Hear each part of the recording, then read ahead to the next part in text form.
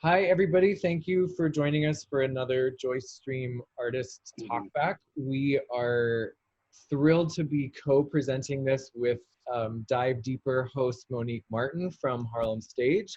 Harlem Stage was the original presenter of the live performance of Olivier Tarpaga's Declassified Memory Fragment. We are joined with Olivier today. Hello to both of you. And I'm going to let Monique, we're co-hosting this event, and let her talk a little bit about Dive Deeper and her series in Harlem Stage. Thanks, Aaron. I'm so happy and thrilled and honored to partner with the Joyce Theater, an institution that's near and dear to my heart, and responding to where we are in the world right now and in this country right now with the performing arts sector, and how can we stay engaged with our artists and also our audience and who are looking to be inspired during this time. Dive Deeper is a conversation series. It's a humanities series that allows us to dive deeper with the artists and to understand their intention, their motivation, their inspiration in creating the work, and also what are some through lines and some themes that we may kind of thread together for larger conversation or be more specific around certain themes in the work. So Dive Deeper can take many different forms, and that's why it's exciting, because it's flexible and malleable. And I think that's important in the time that we live in. We need to be flexible and malleable. So this is a wonderful new expansion to the Dive Deeper conversation. Yeah, we're so thrilled to be doing this and to be focusing on your work, Olivier. And I think to start off, if you want to give any introduction about yourself for either of our audiences, and then to just tell us a bit of the story of how this work came to Harlem Stage. We're here really to talk about partnership, relationship, and collaboration as it relates to creating, developing new works and touring new works. And so part of our desire here is to talk about resources, to talk about how these relationships start and how they grow, and also how partnership is essential to development and creation. So can you tell us a little bit about how the work evolved into a performance at Harlem Stage? Yes. Hey, thank you, my dear Aaron, and thank you, Monique. So exciting. My name is Olivier Tarpaga. I'm a dancer, choreographer, musician, originally from Ouagadougou in Burkina Faso, West Africa. And my work is contemporary dance theater, so closer to the hybrid side of, if you trying to put a category of the work. You probably can hear the heavy French accent, but I'm going to do my best for you to get everything. I speak 4 languages, and it's very exciting to be able to converse with you in this beautiful language. So let's talk about Declassified Memory Fragment. This work was very personal because I was born in 1978, and then I lived through a coup in 1980, in 1982, in 1983, in 1987. I was in the middle of the coup because I was playing soccer in a military camp at the National Guard, because my primary school was connected to the National Guard and was like about 5 minutes away from my family compound. So the coup happened and the president was assassinated. We're talking about President Thomas Sankara, was assassinated about 2.5 blocks from there. And his family was less than a block from where I was playing soccer, which happened to be a family that I knew because his father is a friend with my father. So there's all this connection. Then when he was killed, the guns, shots, and everything was coming towards the camp. And then I was very young, and my brother told me to run away, jump the wall. And I was just like, for me, it was exciting, you know, hearing guns and bullets. I was so young. And this was the first time in my life I've seen a military run out of his shower. He didn't have time to put his pants on. He didn't have time to put his jacket on, but he had time to take his AK-47 with his towel and with soap in his hair to go out for battle. That, for a kid, completely changed my life. So that's how urgent the situation was at that time. So you can run out with soap in your head and with your towel, but you don't have time to put your pants on, and you have time to get your gun. So that's something that shifted my head, and it was a fragment. And so, and then in 2010, I decided to work about on a piece that talks about this fragmented memory that I have, like all these things that I can't tell a straight story, because every time there's something that breaks in the middle and start over and goes to a different direction and it breaks again. And it was hard for me to talk about how a straight story about my country's political system, because of all these breaks in the middle. And all these breaks also affected people's everyday life, knowing that my parents work in the government, and then all that have happened to them also affected me and people around me. So then I told myself, you know, you have to give a voice to something. You have to talk about something that maybe people don't touch, and which is declassifying my memory with the stuff that I kept there, the things that have been boiling there, the positive and the negative. So when I was making the piece, I was worried about making a piece that everyone would say, here we go, a nice, good dancing people from the continent of Africa, making a piece about depression, about sadness, about we're poor, we don't have money, we have war. No, it's not about that, because that's not the story of where we come from. But, you know, what I wanted to say is I wanted to talk about this classified situation of what was happening politically, but at the same time, send a letter to my society and also remind them of the good stuff that is to be from Burkina, to live in Ouagadougou, the open air bars, the motorcycles with family of 6 or 4 or 5, and then an American would be like, oh my gosh, that's dangerous. We'd be like, yeah, this is cool. You know, it's power of us. You know, what you see as very maybe beautiful for someone else, you know. So I wanted to touch that part of that Africa is not just about coups and sadness, even though I had to talk about the coups to make a statement. So that's how the piece came to be. And then I needed to do research. I flew to Kenya in 2010 with our friend Opio Okash, which is one of the best choreographers I know in Africa, actually, and he's one of the best improvisers I know. And I was there. We were there researching, and I started doing research about the 2007 political problem that happened between President Kibaki and then Prime Minister Raila Odinga, when Raila Odinga was convinced that he won election, and then the president was sure that he won re-election. So the president decided to invite his opponent to become prime minister in order to stop, you know, people killing each other. It became an ethnic war. So then we're like, okay, that's fantastic. So he became prime minister, which is almost like number 2. Then, not just less than a year, the same situation happened in Zimbabwe between Robert Mugabe and then Morgan Tsvangirai. And that was the same scenario where Tsvangirai actually would think he won the election. And then Mugabe was like, no way, I'm not leaving. So which means what we're going to do is, don't worry, become prime minister, we stop the blood. So then Morgan Tsvangirai went and became prime minister. And then I was like, what is happening? And then 2 years after that, in the Ivory Coast, things were going completely, you know, crazy, and things were burning. And the president, I'm losing my memory,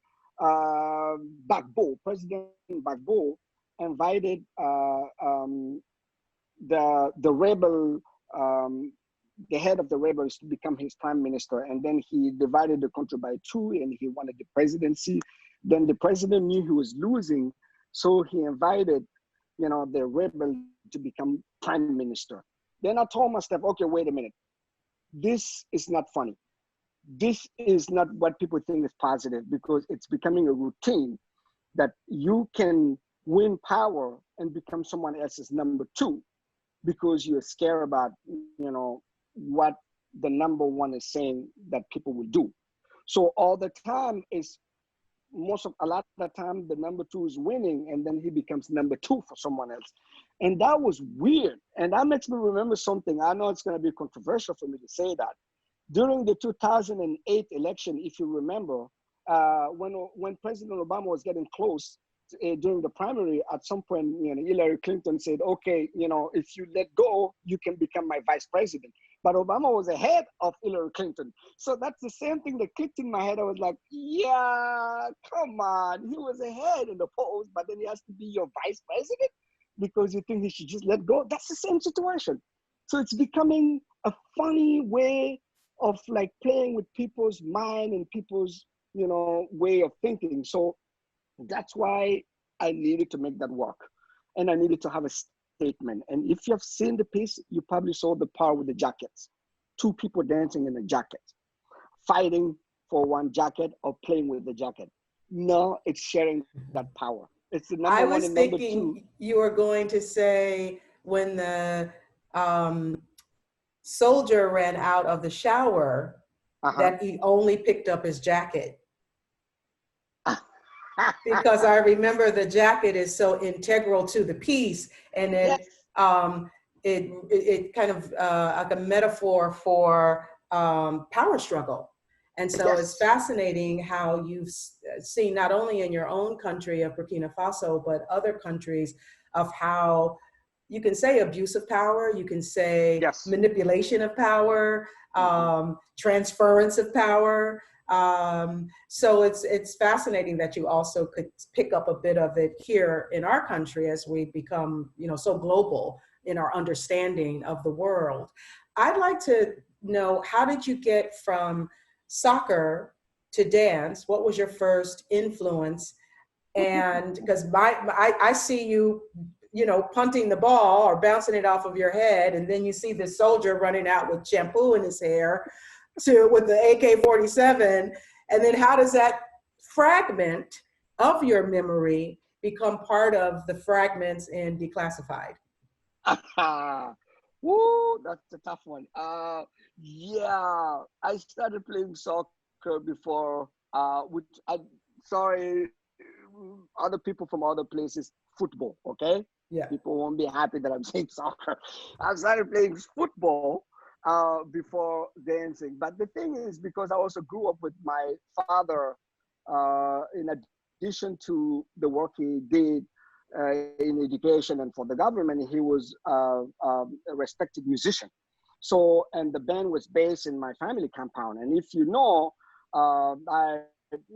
we in West Africa, we believe that dance and music are one. You can't separate them. So which means naturally you be a dancer without pushing it harder to be a professional. And so which means dance was existing in my body and around me, but it's not something I took seriously. So, but music was a lot there. I was playing soccer, and then I got into an audition for children with talent. For this company called Bourgeon du Burkina. It was before the National Ballet. It was kind of like a national company. It wasn't a national company, but it was the company that was performing for the president's events, for the first lady, for anybody who was visiting. So, that's where I went there as an actor and as for theater, for storytelling, and then they pushed me to be a professional dancer. That's where I got the training in terms of traditional, contemporary, improvisation, music, and that's where things became professional. And then the addiction started there, which is a good addiction. So I'm just gonna add something really quick to go back to the fact that how did this work ended up at Harlem Stage. So Harlem Stage actually was in a transition in terms of Monique was coming, and then and someone else was leaving. So, and what happened is we had an earlier conversation with Harlem Stage, and then things were boiling, and then I had the best manager in New York, Mariah Weather, my amazing friend, and Mariah, and so we were in touch also with 651 Odd, and for me. I first danced at Harlem Stage with David Rousseff. in 2007, I think. And so, and it marked me. And I was like, this is a place I would love to come back and cook my work there. So it was in my dreams about coming back to Harlem Stage. And I love the gatehouse. I love the architecture. I love the people. And so then 651 was another story, because since I was in Burkina before I came to the United States years ago, I knew about what 651 was doing to contemporary dance in Africa, including Salia Sanu, Seydou Boro, and all these big names for me that trained me, that were coming to the US, and I see their tour schedule and I see 651. I said, what is 651 art? So for years, I was fascinated by the name 651 Arts. So when I finished my running, and I'm here in the US, I was always looking forward to finding out what is 651 Art. What can I get the opportunity to do something there? So you see how through that, when I met with them and I told them that story, before even judging my work, they were touched and fascinated that I had that attachment to their organization. And then on top of that, they liked the work. And so then I was like, oh, okay, all right, Harlem Stage is gonna happen. And so that's when Shay said, no, let's talk to Monique. And then Monique and Shay started talking and said, let's do it together. Let's do it together, which is, I think it was a positive thing for everybody for many different reasons. For the fact that I wanted both places, so, and then I was a very, very privileged, lucky artist that both places also liked my work and also appreciate me as a person.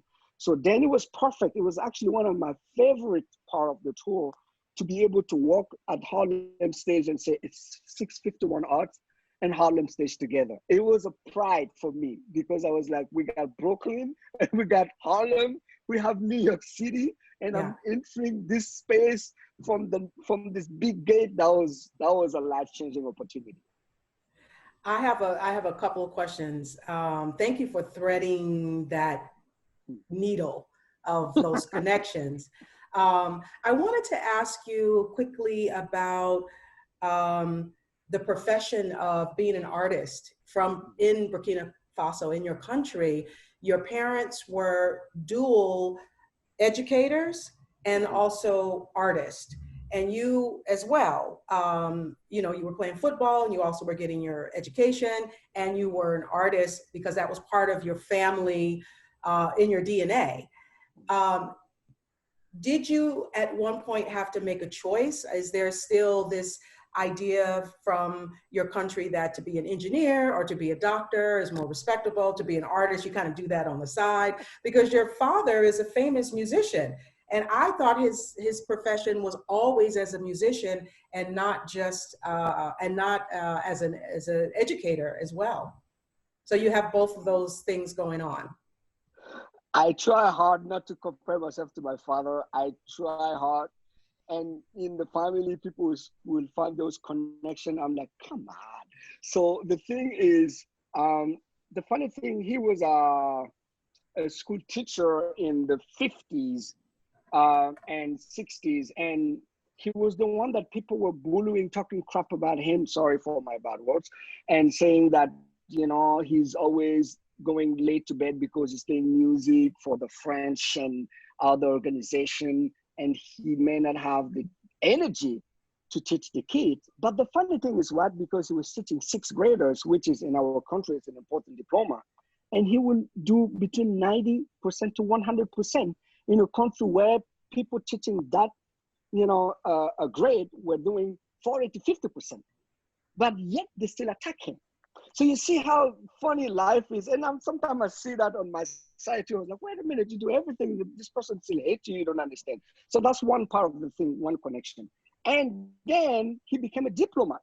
And I'm someone who is such a cultural diplomacy person. And then I've done it through the State Department several times. And it's in my CVs everywhere. I advocate for the power of cultural diplomacy, what the power of the artists that can change the world, because we go to places, we touch more people than diplomats with their ties. So that's one connection I have with him.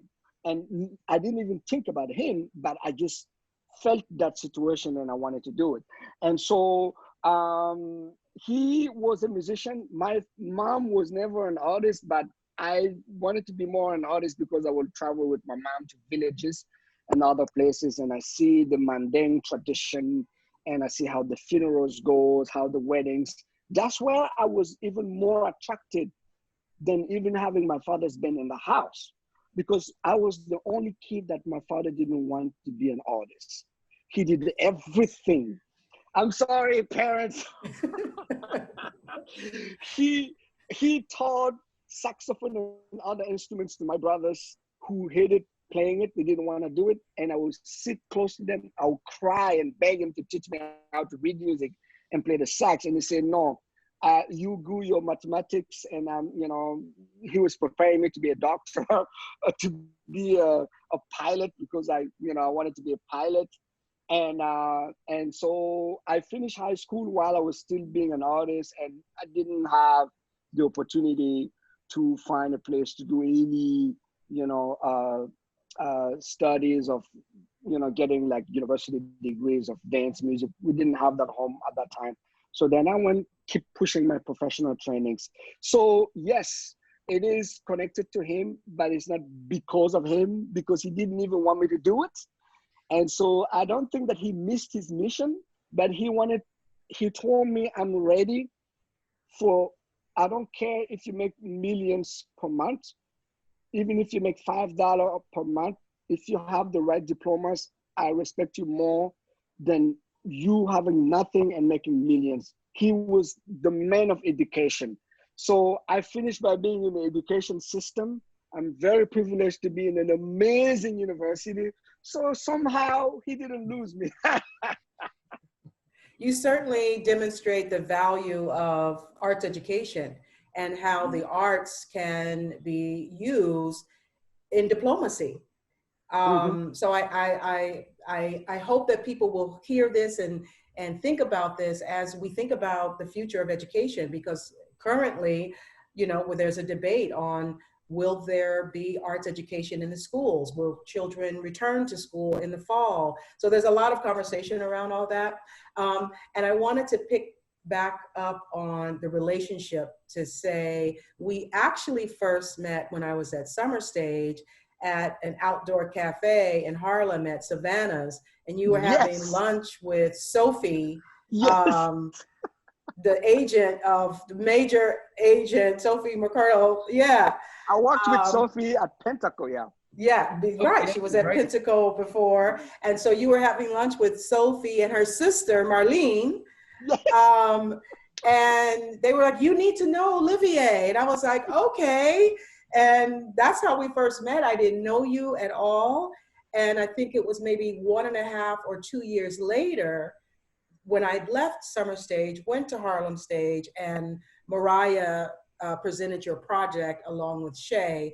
So you never know where these, again, having diplomacy to meet you and to learn about your work, not knowing when or where I would ever be able to present it, and this opportunity came. So that's my little thread of how I was introduced to you as an artist, and then introduced to the work, Declassified Memory Fragment. I love that also, like the role that I think we play, Monique and I, in our jobs, and Shay as well, which is just to like listen to artists and ask them like, what are your dreams? To like that Shay, that they heard you talk about 651 as a kind of monumental landmark in other people's careers and how important it was to you, but then to also hear like, okay, Harlem Stage, and to not be more interested in the transaction of 651 versus the like, okay, this can be bigger than any one of us. This can be all of us. Like, what power exists in that, and that, I really just like, I want to uplift Shay Wafer and just Sophie and people like Danny G, who introduced me to Monique, and Ava Ya, who is why I researched Olivier and called him and said like, I just want to, I think we should meet. I don't, because I saw I was looking when I first got the job at the Joyce at the NDP brochure and saw this project and saw all these other partners who were already signed onto it. And I looked up the project and saw that Ava had written a review, and I read the review, and it's like the first paragraph is just like, a shame that there's only one performance of this and that I saw it and that in writing this review, you can't see it.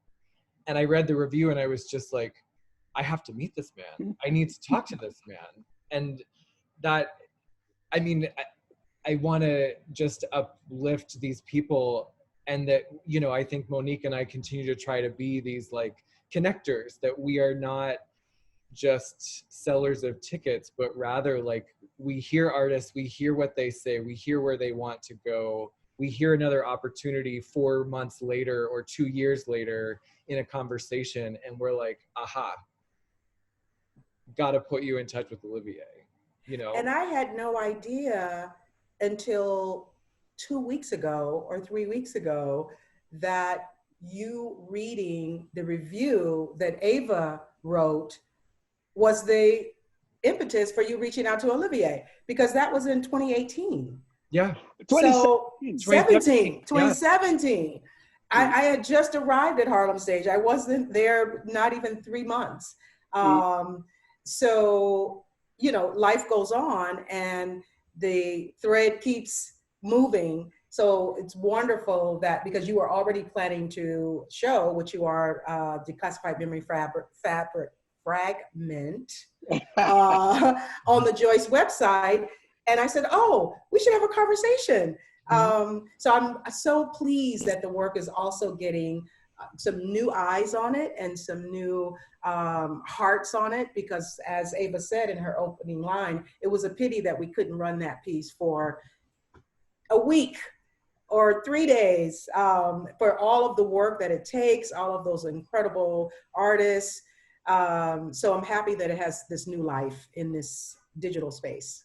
Yeah, Ava was a mentor of mine, because before I got into this job, for many years I was doing dance writing for various, I was Culture Bot and Hyperallergic and the Performance Club, which was, and I did some context notes writing for Nyla, and Ava was a mentor of mine, and we tried to start a collective of dance writers together to kind of like build up the profession. And so Ava's always been a person whose words I've read, who was fearless to speak truth. She really like asked artists to, or institutions to do better. I always felt she was such a strong, courageous writer, and she was absolutely a person who I read from an internship. I was aware of her writing since like 2000. So she's been a person who is, if she says something as impactful as what she said about Olivier, I pick up the phone, is how I feel about her, you know? And yeah, I mean, the thing is, we were trying to put Declassified Memory Fragment, I was trying to revive it for the Joyce for my first season, because we were focused on live music. And Olivier's a it's like composer, choreographer, you create this whole world, and it was something that we really wanted to try to do, and then it wasn't working out, and you were moving on to a new project, and that, like, it was a tough time for the timing and just the landscape that I was navigating for the first season. And so then when Courtney from Crossing the Line said, like, I am really interested in expanding the boundaries of the Crossing the Line Festival to just be all French-speaking nations, I was like, oh my God, I know exactly who you should talk to.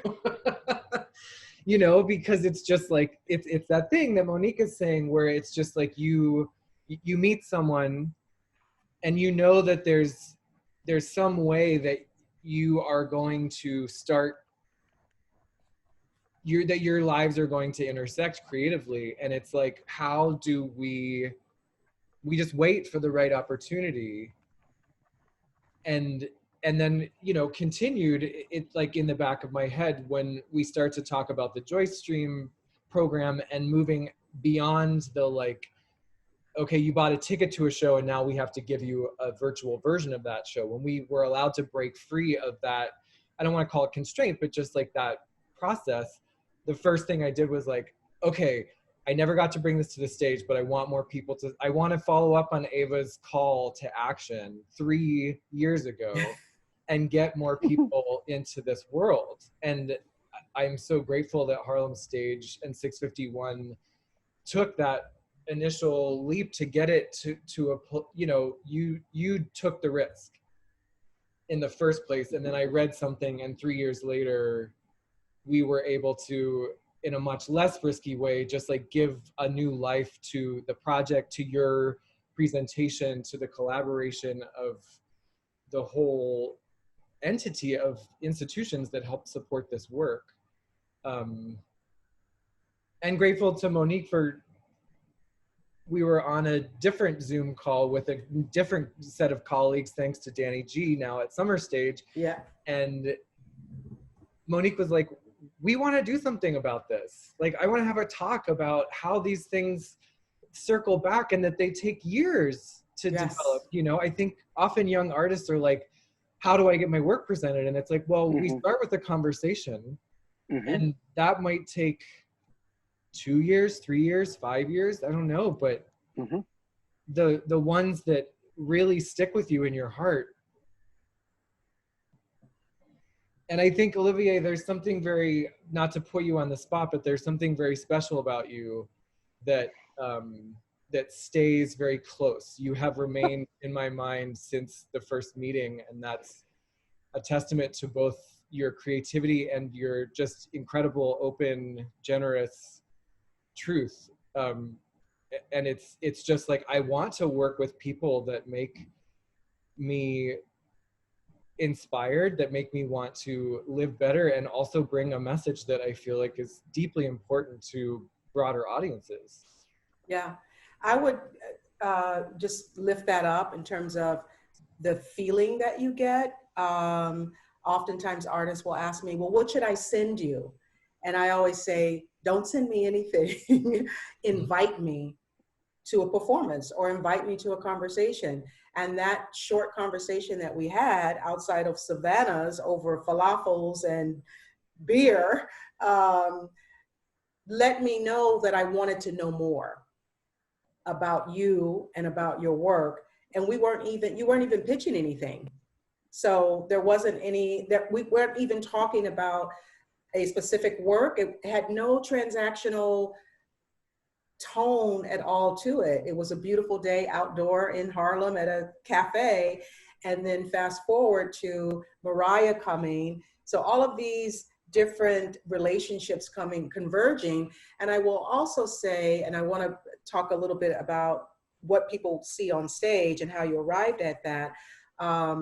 But we traditionally, Harlem Stage only presented dance in their E-Moves Festival, which takes place every May. And so with the tour routing, it was like, it has to happen in October and it has to happen at this time. And that's some of the challenges around building a tour. You know, you have to work within the institution's resources and their availability. So I had to make a serious case to present dance in October, when for the history and life of the institution, it's like, no, we only do it in May. Well, why? And we actually had a funder that came. She couldn't come to the performance, but she came to the dress rehearsal. And she said she was blown away by the piece. She was like, this is beautiful. And if you presented more dance, I'd increase my funding. So that was also one of the silver linings in this work, is we moved out of our, comfort zone and what we're known for. And why not have dance throughout the season? Why relegate it to one time? And I just watched the piece again the other day on the Joyce website or YouTube channel. And seeing it again really has me so excited about all of the elements, because you have dance, you have physical theater, you have that motorcycle. How did you come up with that? You have the tug of war with the jacket, the singing, the live musicians. I mean, it really is like an opera. And the Yeah. set too, The The set. fabric, Mhm. the set that's not a set. right. Yeah, the thing, the story behind that is also, yeah, it is inspired by the Fragment. And when you see this sort of um, uh, this, that's a border between the musicians and the dancers on the stage, which is like you know, all the strings. It's made out of this fabric that I work with these artists, and then I say that I wanted a part of the land to travel with us everywhere. That every time we go on stage, for me, when I go on a stage and I take off my shoes and I put my foot on the marley floor or any floor, there's like a weird connection. I don't know if any artist has that, or it may make somebody laugh about it, but for me, there's something sacred about how I connect with the stage right away. And then like some people will have some meditation with the instruments before they go on stage. So that's how I felt. So I wanted something that every time I see it or I smell it, I'm all the way back to Burkina. So I say, can we work with the earth, with some clay, with anything that is part of the country? And it's dusty, and it's like we use like, you know, white floor, and then we got some floors very dirty or some places. We're like, sorry about that. And then like Janera at, you know, at Kelly Strahan Theater, who's the person who pretty much premiered all of my works at the Kelly Strahan Theater. I want to give a shout out to Janera Solomon, who took a big risk on me since 2011, premiering my major works, like no discussion. This is a blessing because there was a relationship also. And so what happened is, you know, that was the first test. I'm like, oh no. And she was like, we're going to clean it. It's like, oh my God, people are going to hate me for that. So we worked with some mud. And so everywhere I go, we see it on the floor. And for us, it's very powerful. It's very important. When we shake it, we smell it. Someone may see it as dirty. We see it as something that takes us home right away. Even the days we are tired, once we feel that dust, it changes everything. We go back, backstage and we talk about it. We're like, wow, that set is helping us. We connect with home all the time. So as an artist, you know, the connection to our land, to the environment it's everything for us. It changes everything. I don't know if you mentioned that, or even if we asked that question. Mm-hmm. Well, my production manager certainly has your name and your photo on the wall. Just kidding. Shout out to Mandy. We love her. Oh my God. We love her too. And Mandy loves dancers. I mean, Mandy lights. She's an incredible award-winning lighting designer for dance. But that dust, and then at the end, I won't give that away, but that is just, it's so magical. It's so magical. Yeah, it's so magical. And it made me think, Monique, also as you were talking about the set and the separation of the musicians and dancers, like this kind of borders also, and the porousness of borders, that like they're there, but you can also, it's just like, it's political. Boundaries are political. Like this land, none of it is ours. We own none of it. Like this is all, so it to me just also gives us this like both a beautiful background and like visual story, but also like a statement, you know, like this is here, but it's also, you can see to the other side. Yeah, you know, that's so important of where we are currently in this country and in the world. I mean, borders, people protect borders, they move borders. Borders are porous. They're man-made, really.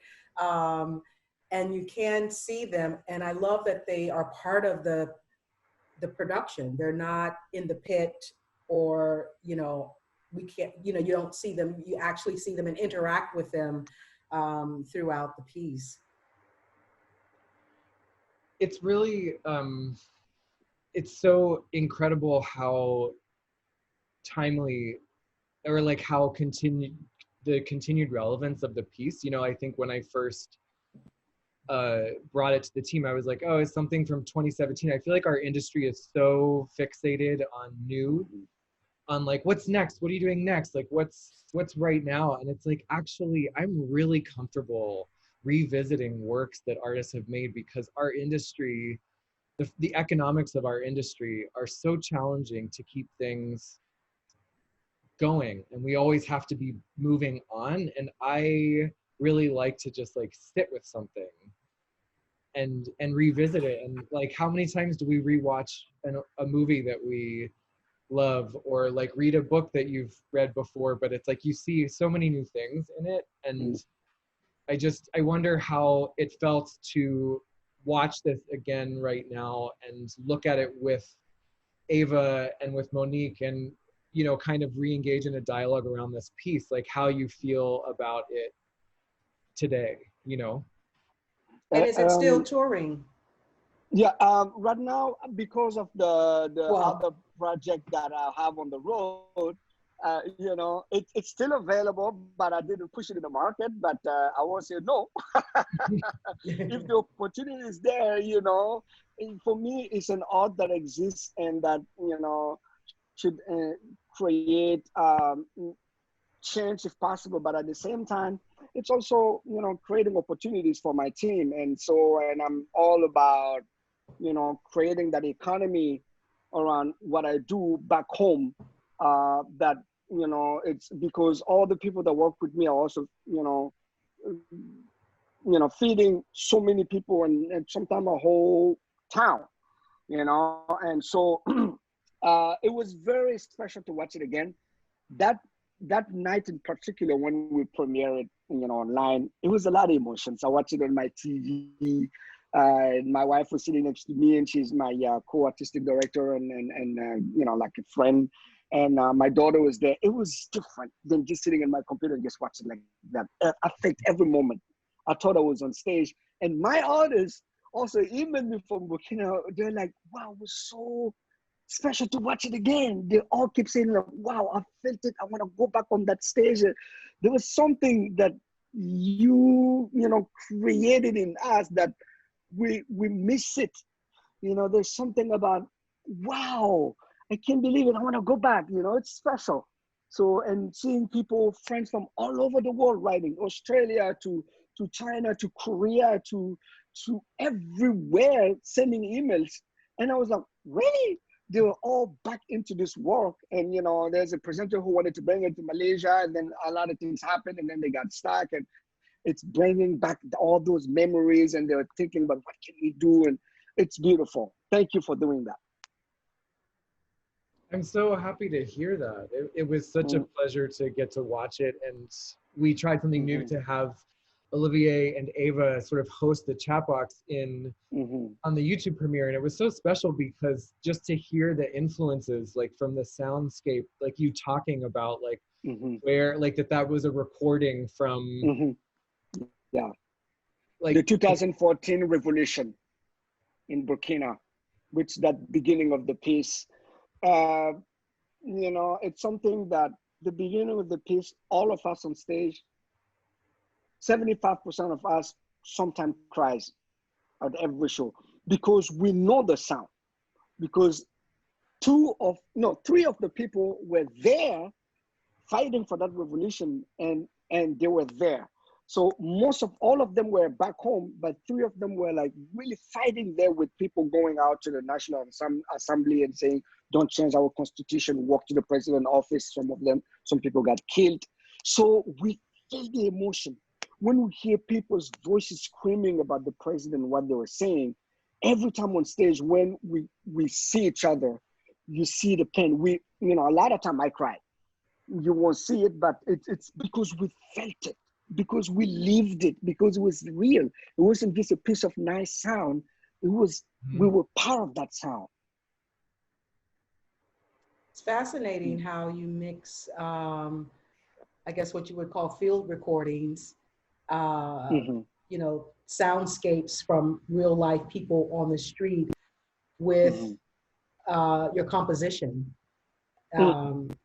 Was that specific to this piece, or do you compose the music for all of your work? I composed the music, except the last work, When Birds Refuse to Fly. I composed two of the songs. One of the song where there was a duet and they were almost trying to kill each other. And then the last song, there was very emotional song that I composed with this amazing guitar player. And then this French composer, Ivan Talbot, went there and added the vocals of these Iranian singers. And that completely, when you hear that part, it breaks people's hearts. So I love being in the theater and creating a magical moment, you know, even, you know, no matter how people approach my work, that at least there's a part that would completely break your heart, whether it's positively or negatively, but in a way of, you know, the creativity side. You know, I'm just going to keep giving credit to David Rousseff because he completely changed my life when I worked with him for 5 years. And I got this grant, the Chime mentorship from Margaret Jenkins in San Francisco. And David Rousseff was my mentor for a year. So we had 100 hours together. And he watched all my work from like my beginning, the kind of work you put under your table, you don't want to see, don't want anybody to see. David was like, I have to see that in order to know where you are, where you may go. And then he also gave me some of his old stuff. And he told me, Olivier, I have the same insecurities. For me, it was like, what? This is David Rousseff. How can you be insecure? It made me feel like he's a human like me. He may be the smart guy, but he's like, I have the same things that makes me, you know, turn my head around.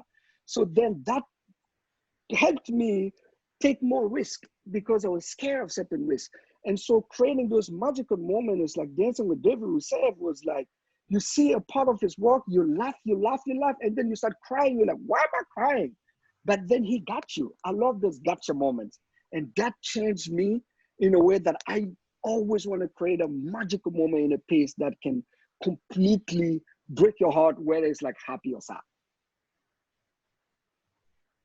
I mean, it makes me think back to this notion of like collaboration and partnership, that we have mentors like David, we have producers like Mariah, we have agents like Sophie, that like these works, I guess, you know, to talk about resource building for younger artists who are creating work and feel like they're creating it in a vacuum. And it's like, how do I get this forward? It's like there's an actual small village of people that contribute, and each one of them has these relationships. Mariah can get into a room with a certain set of people because she's been working for 20 years with this work, and there's some trust that if she calls you about something that you do or do not know about, you listen, you know, and you take a look. And then someone like Sophie, it's just like there's so much that leads up to this moment where we're like, yes, we're going to commit to presenting you outside of our standard festival,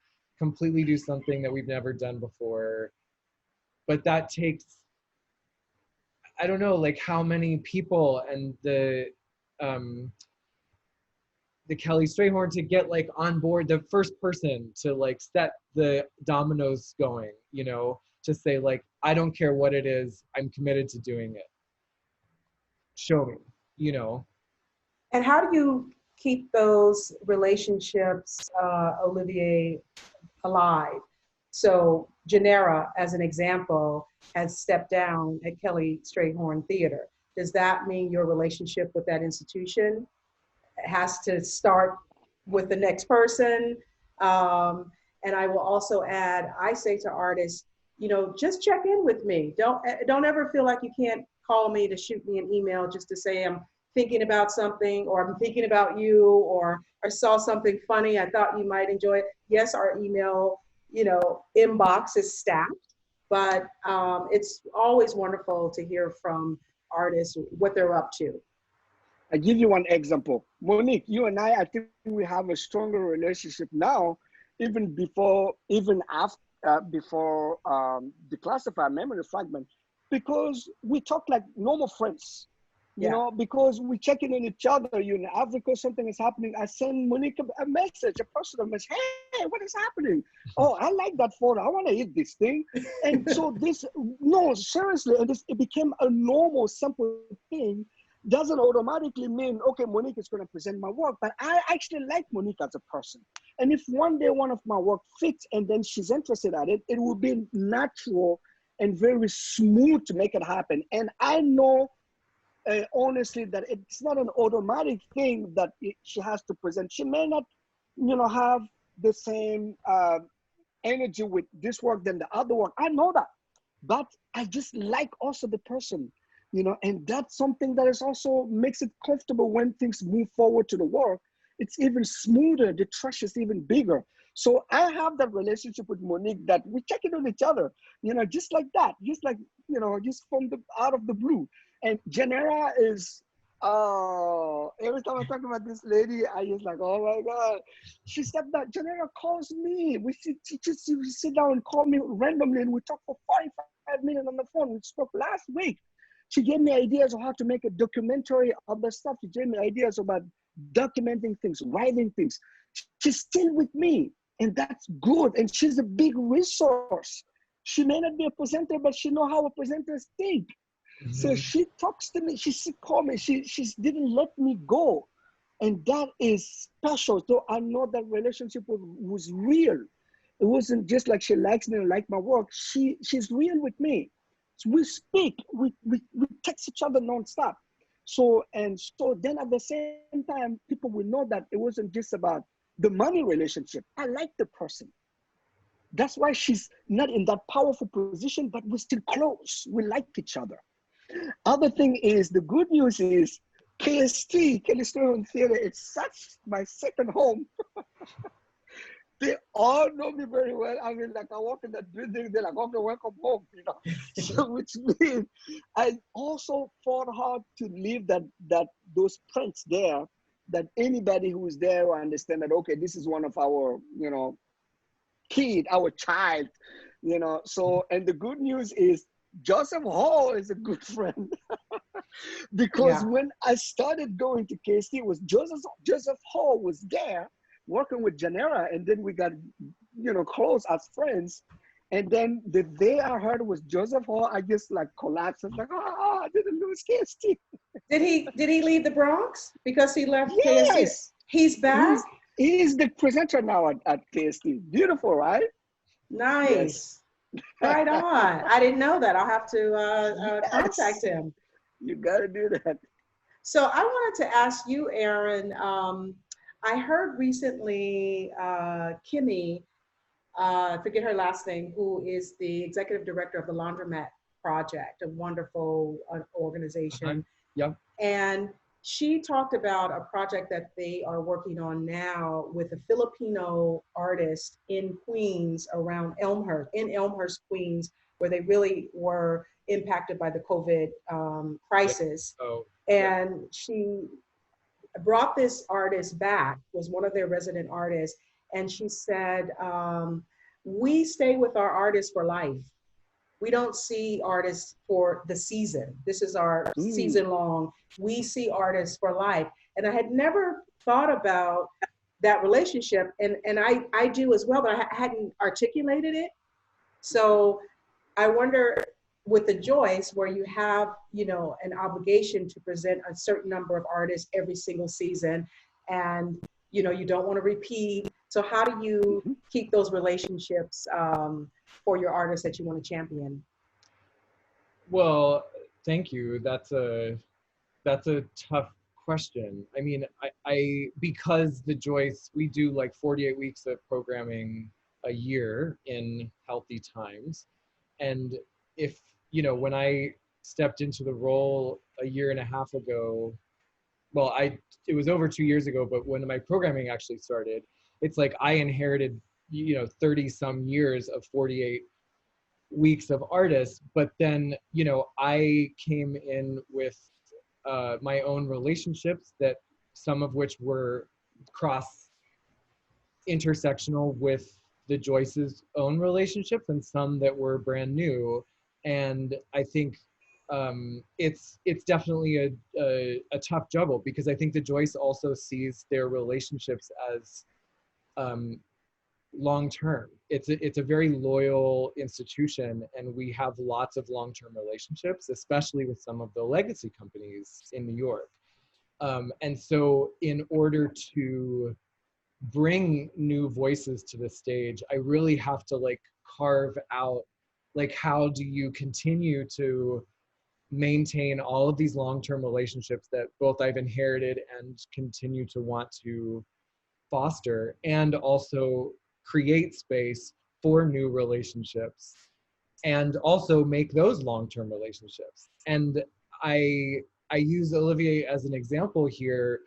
We continue to be in a long-term relationship, though I have not yet had the opportunity to put one of his works on our stage, but I feel like we've been in dialogue since I started at the Joyce, and he continues to be a long-term relationship that I foster. And in the same way of Janira, like, if in some future world I end up at another place, I take Olivier with me as my relationship, and it's not proprietary in any way, but like, I love this man, and I have no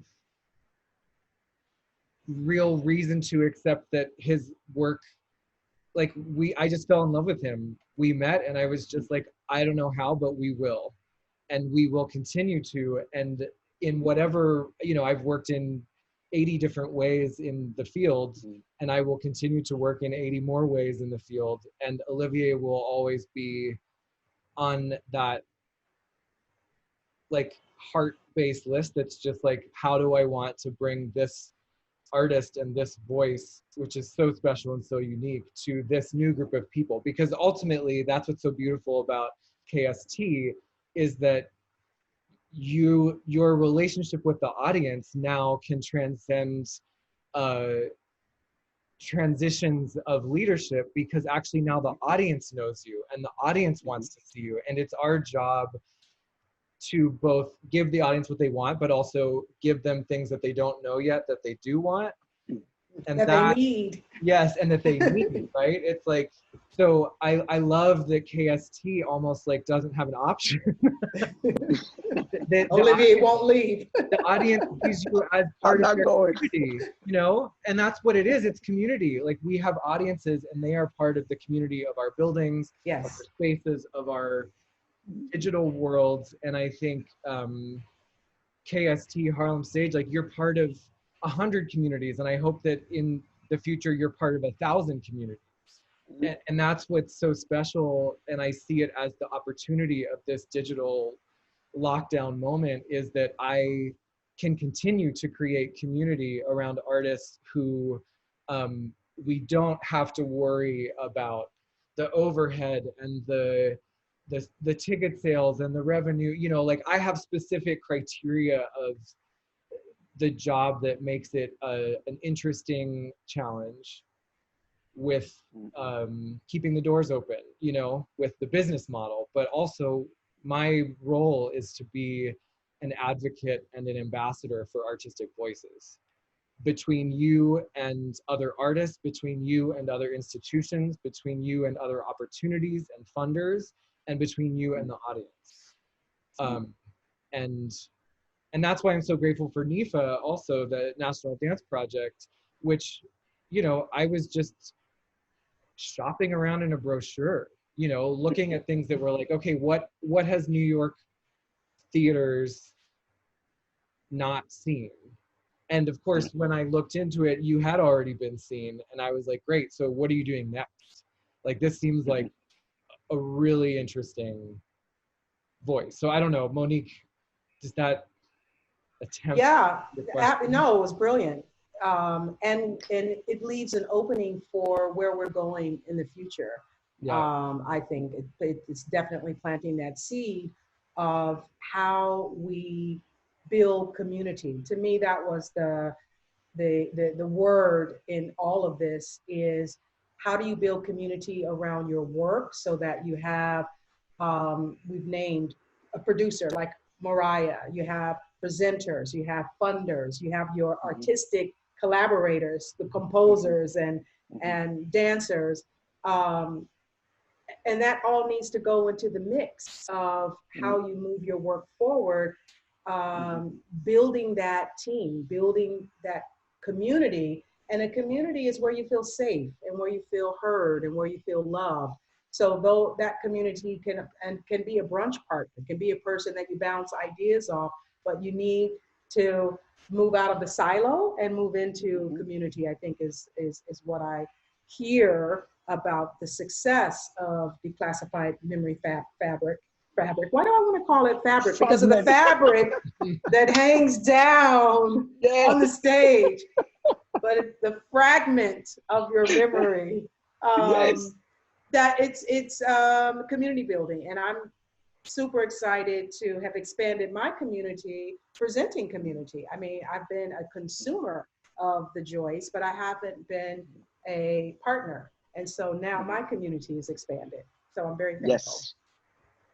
Yeah, I feel like the moment that we're all kind of navigating is allowing us to build bridges. It's bringing us together because we're all facing the same kind of fundamental crisis, which is that artists are why and how we do our work. And artists are the essential part of us reopening and keeping those artists connected, and that we're all grappling with the same like safety issues. How do we reopen? What do we do? And in the meantime, it's like Monique and I are running a very similar series where we're just talking to people, talking to artists and saying like, tell us more. What can you share with us? How can we continue to keep bridge building between audiences, presenters, artists, and communities, and that we can expand our communities when we're right next door. Yeah. We met in December, and it's so easy at Dormisha's show. It's so easy to be like, let's talk, and then life spins you around. You're seeing a million shows, and then suddenly it's like, actually, let's do something. Right. And Monique, thank you for like bringing that back to just say like, there's nothing easier than us doing something with Olivier. It's so thrilling. Yeah. Olivier, we probably should wrap up. I have a few minutes left on our Zoom time. Do you have any questions for us? I feel like we always ask the questions as presenters, as curators, but do you have questions about anything? I don't know. That's a good question. No, I don't think I have questions because the discussion was so free and open and smooth. I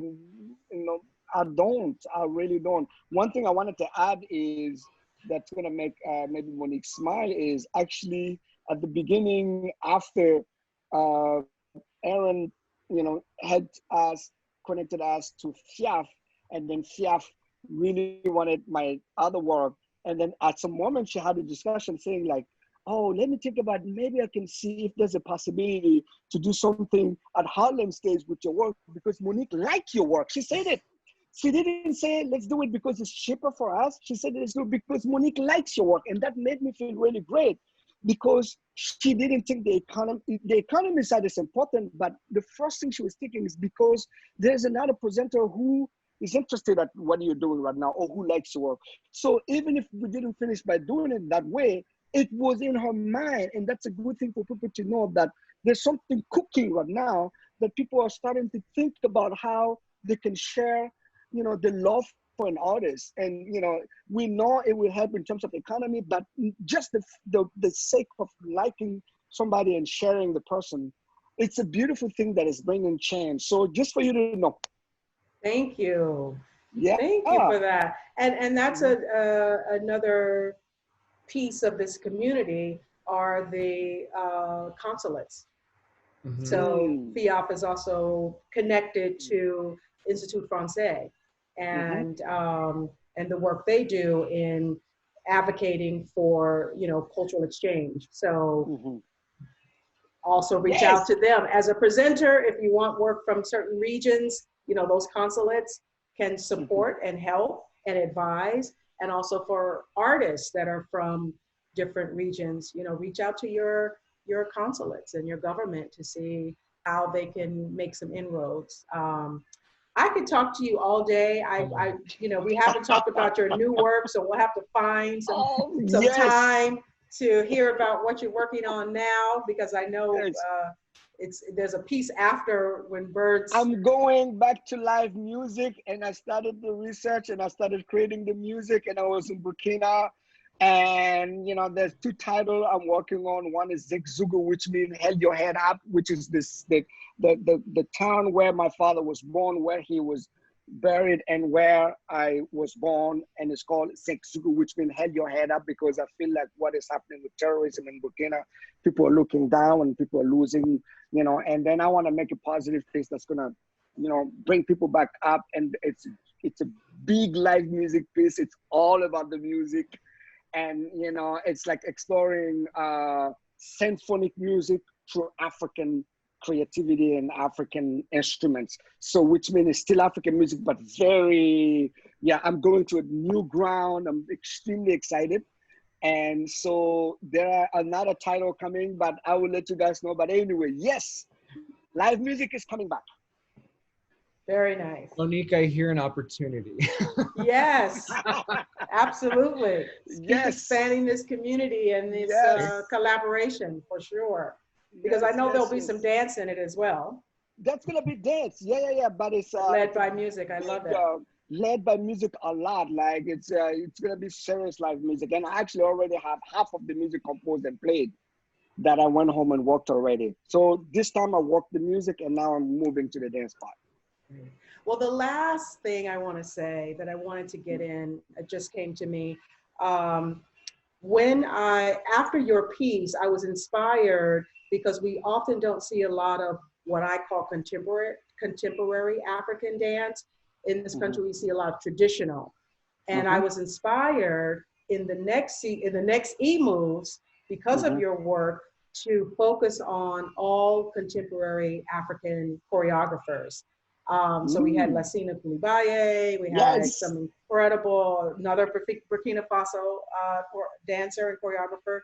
And one of the things that you said that really opened my eyes is, or maybe it was Lassina or both of you, that the work is contemporary. You don't need to say it's contemporary dance or traditional dance, like, oh, it was you, it's coming back. We had that talk at Harlem Stage.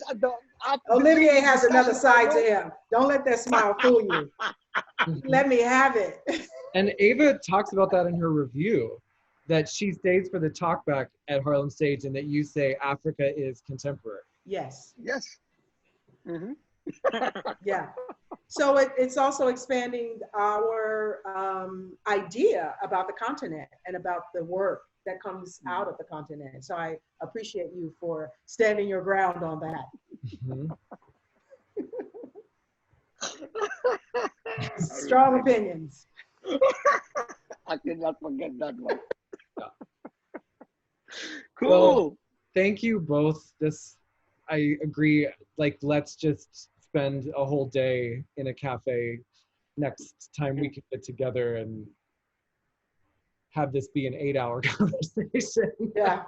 I could spend all day, but thank you to Harlem Stage for presenting this work, for reaching out, and for partnership. And thank you, Olivier, for who you are and what you do and what you bring to audiences and relationships.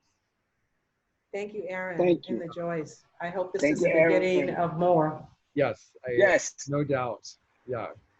Thank you, Aaron. Thank you, Monique. Days, weeks, Yes. etc. Stay well, and we'll see how this goes. And we still have until the 31st to access the work, right? Yes, that's right. The stream is available full-length, declassified memory fragment with fabric till the 31st. Awesome. All right. Thank you, guys. Take care. Ciao. Bye. Ciao. Ciao.